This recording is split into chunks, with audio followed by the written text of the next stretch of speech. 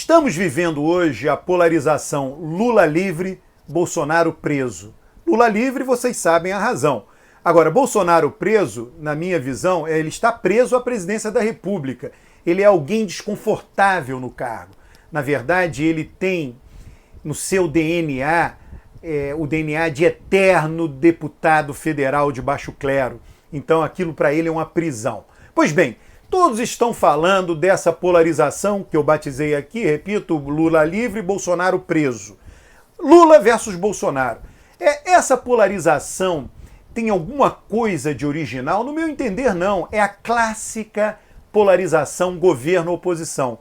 Bolsonaro é o presidente, ocupa o governo, tem que tomar as decisões, tem que definir os rumos do país, que ele não sabe, mas tem que definir, e Lula tem que fazer oposição. Esse é o papel de Lula. Isso que está acontecendo no Brasil, por exemplo, é assim nos Estados Unidos. Nos Estados Unidos, o governo hoje são os republicanos e a oposição democrata. Então, para todos os efeitos, alguém poderia dizer é a polarização republicanos e democratas. Isso, para todos os efeitos, também acontece na Espanha. O PSOE, agora a eleição espanhola, juntamente com o Podemos, irá formar um novo governo. Então irá ocorrer na Espanha a polarização PP na oposição, PSOE no governo. No Reino Unido ocorre a polarização Partido Conservador, o Boris Johnson, versus Partido Trabalhista. É uma polarização governo-oposição. Então, na verdade, é um nome diferente para algo muito conhecido. É um nome diferente para algo trivial, algo corriqueiro. É um nome, não sei, talvez que ajude a vender mídia, que ajude a buscar likes na internet, mas isso não passa de uma clássica polarização governo-oposição. Agora, ela merece uma reflexão, né, do que está acontecendo no Brasil, as coisas que dizem respeito ao nosso país. Governo só tem um. Sempre, não existem dois ocupando uma cadeira de governo. Governo só tem um, e esse governo é Bolsonaro, os bolsonaristas e, por enquanto, o PSL, em breve, a Aliança pelo Brasil, Aliança para o Brasil. Enfim, mas o governo está definido, só tem um que governa. Oposição podem ter várias, né? A questão hoje, vamos refletir, por exemplo, essa disputa governo e oposição no passado era PT-PSDB. O PSDB hoje é o quê? É governo ou oposição? Na minha visão, o PSDB é mais governo do que oposição. O comportamento do PSDB na Câmara e no Senado é um comportamento governista. O comportamento público recente de maior visibilidade do PSDB foi o comportamento de Dória na campanha eleitoral de 2018. A campanha eleitoral, toda a campanha eleitoral, sempre é um momento de muita intensidade de comunicação. Não só os políticos falam mais com a sociedade, mas a sociedade quer ouvir mais os políticos porque está perto de uma eleição. Então, neste momento de comunicação intensa, o carimbo, a marca do PSDB, foi a marca de governismo, o voto Bolsodória. Hoje lá o Dória tenta se afastar do PSDB, mas ninguém acompanha essa tentativa de afastamento, a não ser nós, pessoas muito interessadas e envolvidas com política e que consumimos de forma intensiva a informação política. Mas para o eleitor médio ficou o carimbo, o eleitor comum ficou o carimbo da eleição de 2018. Ele não sabe que Dória tenta se afastar de Bolsonaro, ele não percebe isso. Então, para todos os efeitos, tanto em termos de imagem, a imagem mais forte recente construída pelo PSDB, quanto por conta do comportamento dele hoje legislativo, o PSDB é mais governo do que oposição. Vamos pensar outras forças políticas que aparecem comumente na mídia, né? O PSDB aparece, Ciro Gomes aparece. Ciro Gomes hoje tem polarizado com Lula. Digamos assim, o alvo que ele escolheu para bater foi Lula e o PT. Então, se Lula e o PT são oposição e Ciro Gomes escolheu bater em Lula e o PT, para alguém que vê essa informação e gera uma dissonância, evidentemente, a pessoa, né, talvez viu lá Ciro Gomes na campanha batendo em Bolsonaro e aí de repente vê agora ele batendo no Lula. Então isso gera uma dissonância, gera uma confusão, uma dissonância cognitiva, mas isso não alinha Ciro Gomes com o principal expoente da oposição. É possível dizer que Ciro Gomes é governo? Não, não é. Ainda que o PDT vote dividido na Câmara dos Deputados nas proposições do governo. A maioria vota contra, vota como oposição, mas existe uma minoria do PDT que tem votado a favor do governo Bolsonaro.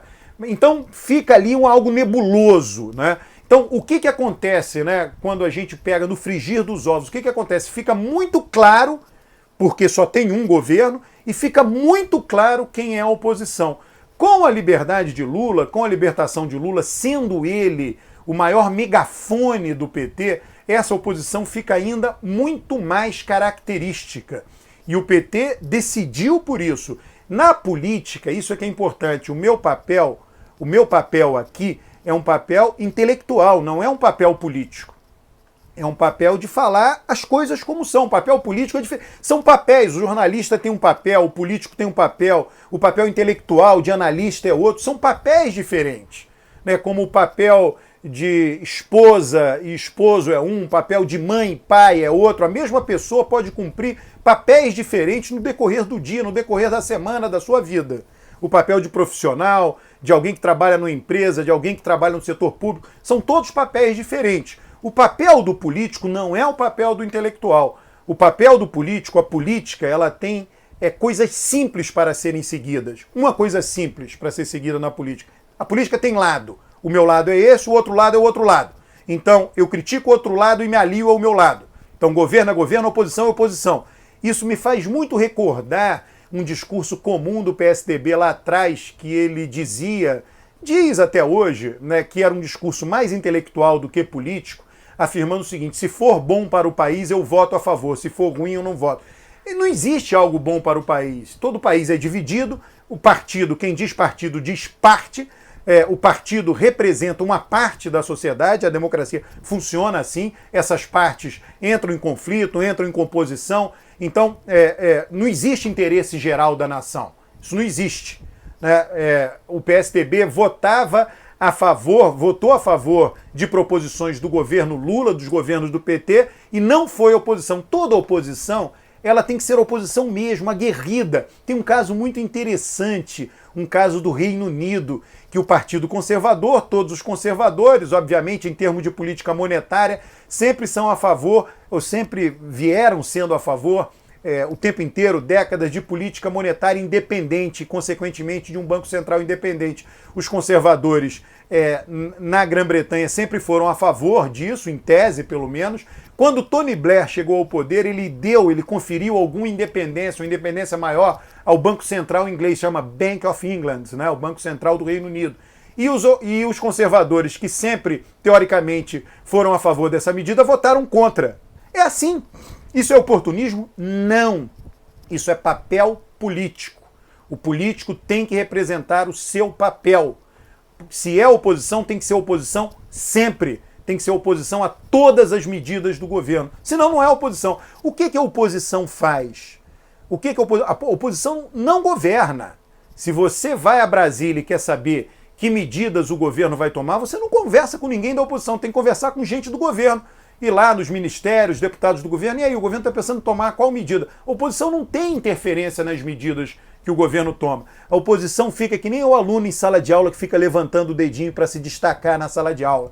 A oposição fica levantando o dedo, quando está na oposição, dizendo: eu sou oposição, eu sou oposição, eu sou oposição. Previdência, votei contra. Isso, votei contra. Isso, votei contra. Até que um dia o eleitorado, a maioria do eleitorado, fica insatisfeito com o governo, e aí, insatisfeito com o governo, olha para o lado e diz: aqueles são de oposição. Sabe uma coisa? Vamos mudar, vota na oposição. Então o PT tem feito e vai continuar fazendo o seu papel político. É o papel clássico político. E o governo vai fazer o seu papel. Tá lá, tem um governo para tocar. Não tem jeito, tem que tocar um governo. Então é isso que nós estamos vendo. Essa suposta polarização nada mais é que um nome diferente, um nome, né, para alguns charmoso, da velha e clássica, velha e boa disputa governo e oposição. Existe um governo, existe uma oposição. Os demais precisam se alinhar diante disso. Não tem jeito, não existe um meio caminho entre governo e oposição. Não existe, não para o eleitorado. Eu também sempre penso, né, eu olho tanto o sistema político quanto a opinião pública, quanto o eleitorado. Para o sistema político existem muitas nuances importantes e eles trabalham com elas, mas eles também, os políticos, estão permanentemente se comunicando com o eleitorado. E nessa comunicação, do ponto de vista de quem é a oposição, é importante deixar claro, sem tergiversação, sem dúvida, quem é a oposição. Então é o que nós estamos vendo hoje.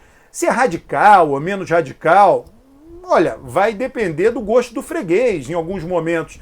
Oposição é oposição, né? Agora, se vai interpretar como sendo mais radical, na política, a oposição tem que fazer oposição a tudo. E ponto final. Senão não é oposição.